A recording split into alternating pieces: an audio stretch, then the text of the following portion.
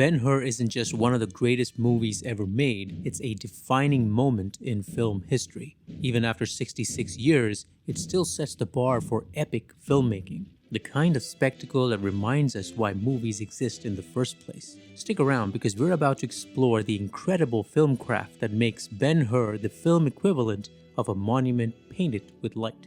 Let's start with the aspect ratio. Even if you know little about films, you'll notice the frame is sort of wider than the typical movie, wider than anamorphic even. Why did they make that choice? In the 1950s, remember widescreen formats were I remember that's like when I heard about this movie, that was like the main selling point was like the aspect, was how wide it was. I remember. box office draws, and Cinerama was I mean, not like I was there. I mean, when I got to it, the rage. MGM was going out of business and desperately needed a hit. They wanted to create a film event like none other. They didn't want to film in Cinerama due to its limited release potential. They approached Panavision with a wish list, leading to the development of what became MGM Camera 65 or Ultra Panavision 70. The system was so laborious and expensive that only about 10 films were shot with it. In the decade it was popular. The format used 65mm film, but with an anamorphic lens with a squeeze factor of 1.25. Each lens of the custom-designed 6-lens kit cost about $100,000 in 1959 money. These lenses are the legendary Panavision APO Panatar, when the 70mm format with its aspect ratio of 2. the anamorphic lenses, I think Hateful Eight was like the last movie I remember they said they shot one with. I remember like 10 years ago. 2:1 is de-squeezed. By 1.25, you get a breathtaking 2.76:1 aspect ratio. This is so wide director William Wyler didn't know what to do with it at first. But if there was a director who could take up the challenge, it was him. After all, Wyler was an assistant director on the 1929 version of Ben-Hur, of which the 1959 version was a remake. Cinematographer Robert Surtees was the right person to get his vision to work. Their mandate together was to make the visuals so epic it would put everything else before it to shame. Wyler's use of deep focus and long takes allowed actors to move within detailed spaces. There's so many things happening in every scene. If you rewatch the movie a second or third time, you'll pick up more and more details. The immersion is staggering. Surtees and Wyler overcame depth of field and framing issues by carefully composing scenes that balanced foreground and background elements. This is a lot harder than it seems, because the film stock they used only had an ASA rating of 25. I mean, you can tell like these cameras, the lenses was just beautiful, man. Like, you can just tell. Which is about an ISO 50, according to Kodak, and it had a fine-grained structure but a very low light sensitivity. The light levels they would have to film in was insane. The typical aperture they needed to keep everything sharp was between t5.6 and t11. That's scary even with modern cameras and lights. One cool compositional technique they used was diagonal framing. This allowed them to rack focus from foreground to background without making everything appear tacky. It also gave the frames incredible depth. Reminds me of the famous film quote from Jurassic Park, "We spared no expense." In the shadow areas, the film stock had less latitude. If you notice the last few scenes without a lot of fill light, the frames just go to deep black. However, the sharpness and color are unmatched. If you want to get the same look today, you'd have a hard time just coming close. Imagine filming for months in Rome as the weather changed. So, are you telling me we getting the bootleg and the fugazi filmmaking up? Nah, I'm joking. The color of sunlight changed throughout the day. They were filming for long hours in 3 units. Surtees had to calculate the color temperature of the scene and then balance that with color filters to maintain color tones. Thinking about it is painful, imagine doing it. Ben-Hur was filmed largely on massive outdoor sets and locations in Rome. Large diffusion screens were often used to soften shadows and give scenes a painterly look. There's so many breathtakingly gorgeous compositions, you could pause the film and just marvel at the image. The lighting style is so modern-like and natural. The backgrounds are lit with as much care as the foreground. The sheer resolution of the Ultra Panavision 70 format, which could theoretically capture up to 8K, ensured that the massive sets, costumes, and performances were all rendered in lifelike clarity. Everything had to be perfect or it would look cheap. The film's art direction was like a war operation, with millions of props and constructions never seen before in cinema.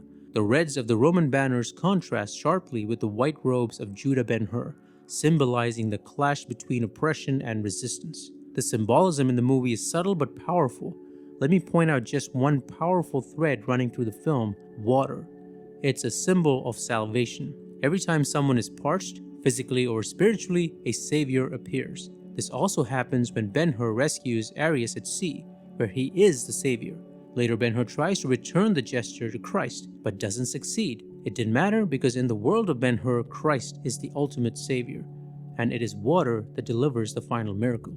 Even though some have complained about the pacing, the film's two climaxes hit equally hard, in different ways. The 9-minute chariot race sequence is one of the most electrifying action scenes in film history. It was directed by Andrew Martin with the legendary Yakima Cannon and took 5 months to film. To capture the intensity and speed of the race, the production utilized 3 cameras on a moving car rig. To make things harder, the car was slower than the horses. The anamorphic format also had one problem: you can't focus close, so they had to experiment until they found the right distance, lens, and speed to work in. They were filming at breakneck speeds, but with a frame rate of 20 frames per second to make things look even more chaotic.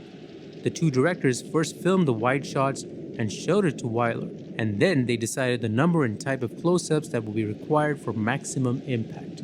The icing on the cake is the sound design and music. When the life-size dummies are trampled underneath the chariots, it takes your breath away. The set was at the time the largest set ever built, with 1,500 extras in the stands every day. The entire movie used hundreds of camels, thousands of horses, and tens of thousands of extras. While watching Ben-Hur, you can feel and see every one of them. It was the biggest budgeted film at the time at $15 million, which is about $200 million or so in today's money. Can the same film be made for $200 million today? I doubt it. The biggest miracle might be that, despite the scale and chaos of the production, no cast or crew or animals lost their lives, except for one, producer Sam Zimbalist, who died of a heart attack during filming. In many ways, Ben-Hur was just as much Zimbalist's film as it was William Wyler's. He was everywhere, overseeing all 3 units, holding the vision together, and making sure the final result felt like one grand unified epic. To give you an idea of just how sprawling this production was, Wyler didn't even see the chariot race fully edited with music and sound until the press screening. That's how much trust he had in the team Zimbalist helped build. The score by Miklos Roja is another irreplaceable element in Ben-Hur. The grandeur of his compositions, recorded in rich 6-track stereo sound, adds pathos and gravitas to the visual spectacle. His themes carry the emotional weight of each scene, which works big time in the second climax, the trial and crucifixion of Christ. There's barely any dialogue in the sequence, which follows right after the thunderous energy of the chariot race. And yet, thanks to the score, the second climax resonates just as powerfully. Ben-Hur feels like a thinking man's epic. They shot mountains of film, and there were no moviolas that could edit 70mm, so the editing deserves a special mention. The first cut was over 4 hours long, and they brought it down to a length that included an overture and an intermission. You knew you were in for a treat when you purchased tickets to watch Ben-Hur. But here's a question for you. Was filming in 2.76:1 the right choice though? The narrow frame makes Ben-Hur practically unwatchable on a phone or laptop, and sadly, that's how most people see movies today. But Ben-Hur was made for something bigger. It was such a big hit, it saved MGM from bankruptcy. Back then, studios had to fight off the rise of television by giving people a reason to dress up and leave their homes. We're talking 100-foot screens in grand theaters that seated over 1,000 people. Did the studios learn from that era? Of course not. Their greed eventually killed the very thing that made movies magical. They chopped up those beautiful single-screen palaces to build boxy little multiplexes with dinky 30-foot screens. And now that streaming is threatening their business, they're stuck. They killed the golden goose: big screens, thunderous sound, and a packed audience laughing, crying, and cheering together. That was cinema. Now it's just content. The spectacle's gone, and they can't bring it back.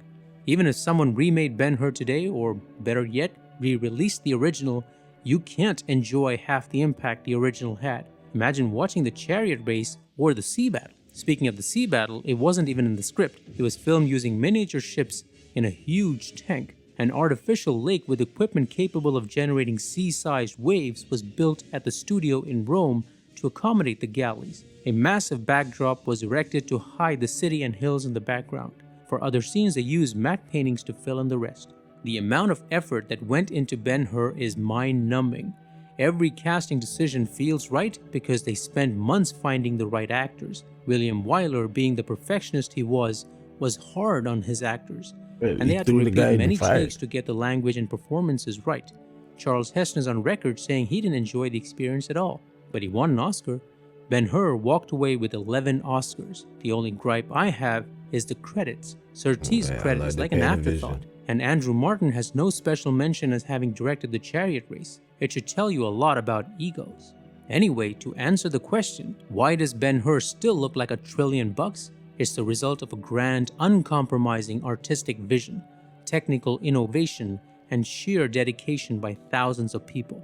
William Wyler and MGM had a dream, and they doubled and tripled down on it. They staked everything on it, and it paid off.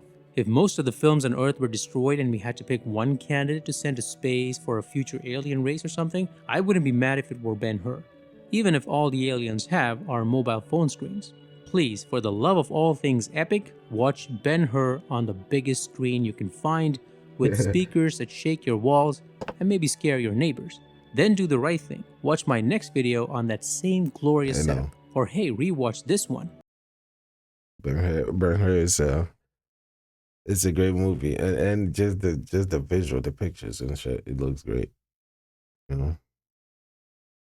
Thanks for watching.